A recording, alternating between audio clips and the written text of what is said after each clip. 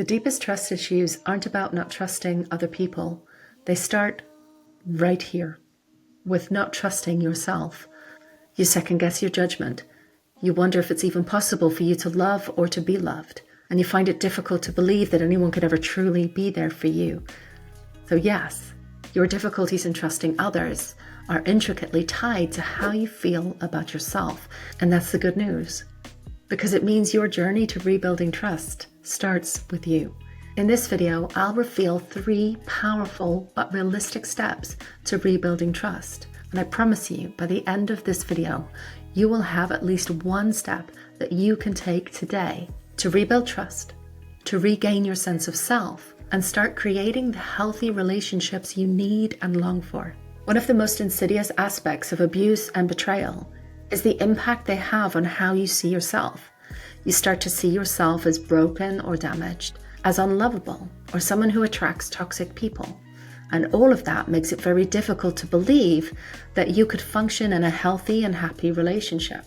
And that's why the first strategy I want to talk about is to turn your abuse story into a survivor story. What if instead of seeing yourself solely as a victim, solely as someone who's broken and damaged, you could see your experiences as a testament to your strength and to your resilience? You've survived something incredibly painful. The very fact that you're still here watching this video tells me there is a part of you that is open to building love and trust in yourself and maybe even in other people. What if you saw yourself as someone who's capable and resourceful, not as someone who's doomed to be hurt and betrayed or abused again? As you rewrite your story from victimhood to survival, pay attention to the strengths that you've uncovered along the way. And if you don't feel particularly strong, focus on your determination, your commitment to giving yourself the love and care that was denied to you by someone else or even betrayed in the worst possible ways. And I know some of you right now are even questioning whether you have that kind of love and care for yourself, but some part of you does. The fact that you've come across this video means that you've been looking for help and support for yourself. You've been trying to figure this stuff out. So take a moment to recognize that and let it sink in. You do really care about yourself. Now, as you rewrite your story and start to see your strengths and start to see your care for yourself, also pay attention to how other people responded along the way.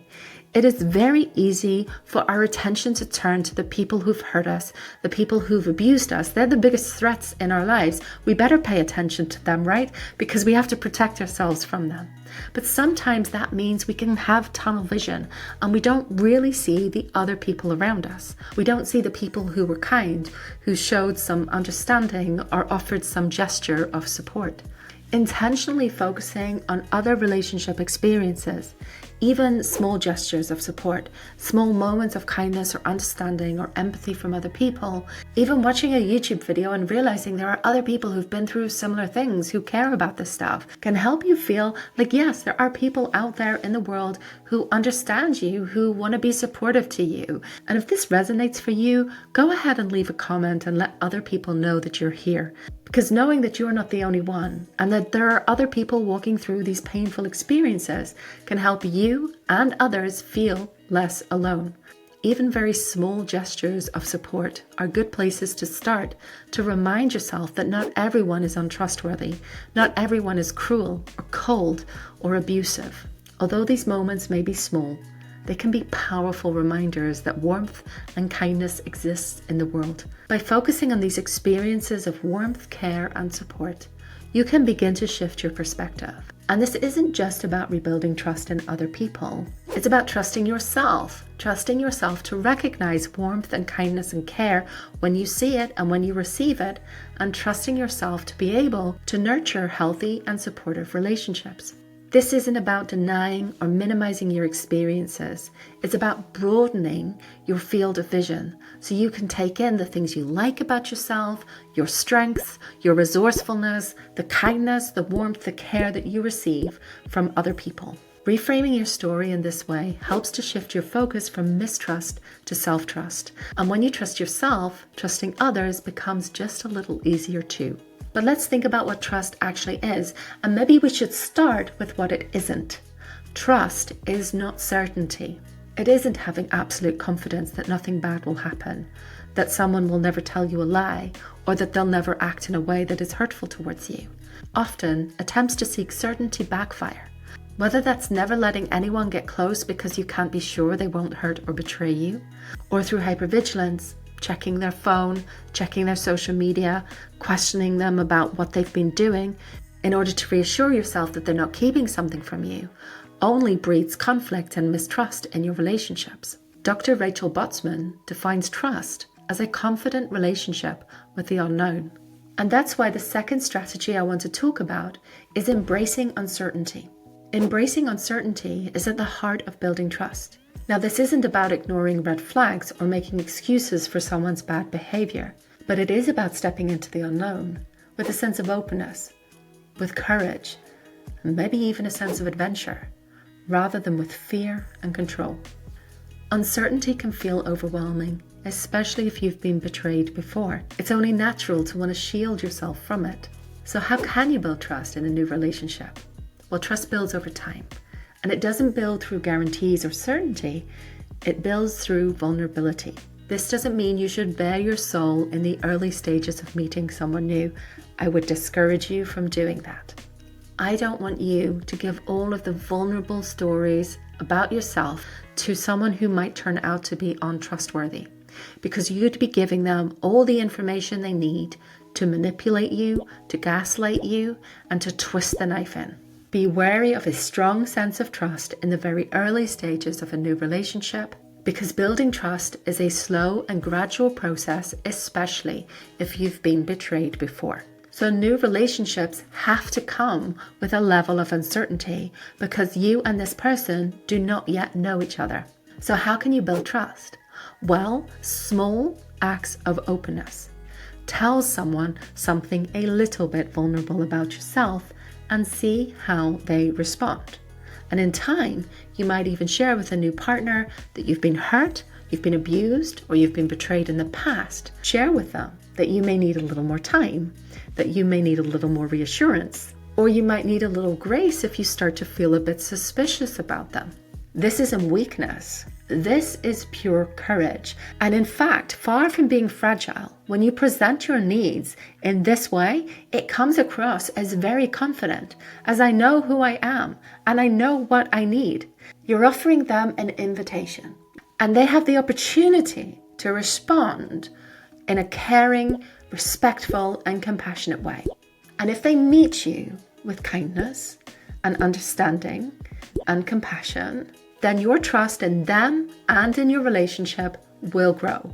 And so too will your trust in yourself. But if they respond with dismissiveness, with defensiveness or criticism, your trust in them will diminish. But you still have an opportunity to build your trust in yourself. Here's how. This is an opportunity for you to say, I still know who I am, and I still know what my needs are. And if you see them as too much, if you see me as needy, if you see me as pathetic, if you see me as ridiculous, that's fine. You can see me in that way. I don't see myself in that way. I will not be apologizing for how I feel. I will not be making excuses for myself. I will not be diminishing my needs. That is when the right thing for you to do is to guard your heart, to protect yourself, to not offer them any more vulnerability. This can build trust in yourself, your ability to advocate for yourself, your ability to recognize and express your needs, and your ability to recognize when someone isn't trustworthy, when someone isn't going to meet your needs, and to have the strength to walk away. This builds confidence in your ability to say no and to protect yourself. Embracing uncertainty does not mean blindly trusting everyone.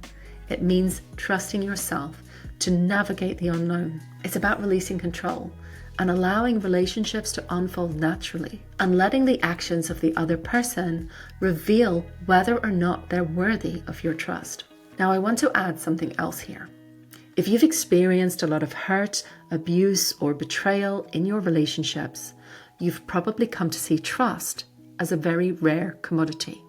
You imagine there are very, very few people in the world who you could actually trust. And that can make you vulnerable to looking for the one person you can feel safe with, the one person you can trust, the one person who won't betray you, the one person you can rely on. It makes a lot of sense because you don't see most people as trustworthy, but this mindset is dangerous. It can leave you vulnerable to the person who wants to play the hero, the person who has their own fantasies of ideal love and the perfect relationship.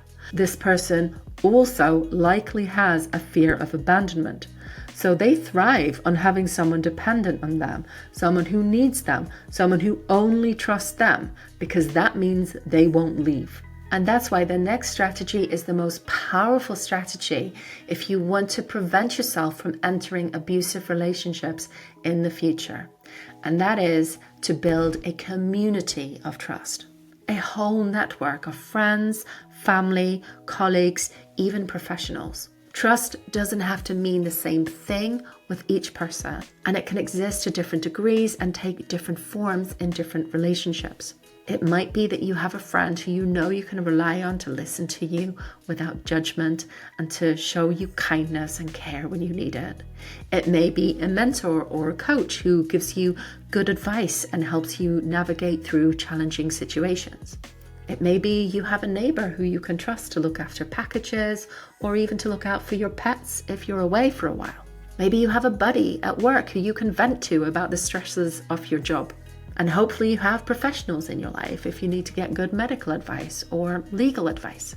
Trust exists in many forms and to varying degrees. By paying attention to the ways you trust across multiple relationships and to building trust in different ways with different people, you can start to see other people not as inherently hostile or untrustworthy, but as capable of providing support and care and even love for you in very different ways. And as you take in those different kinds of support, different kinds of relationships, different kinds of love and friendship, you can heal the wounds of trauma, abuse, hurt, and betrayal. You start to rewrite the story that you tell yourself about other people. And you don't just have one story, you have many stories about different people and different kinds of relationships. Rebuilding trust is a gradual journey, and there will be many ups and downs along the way. Some days doubts and fears will seem much stronger than others, and sometimes you may find it easier to open up and connect.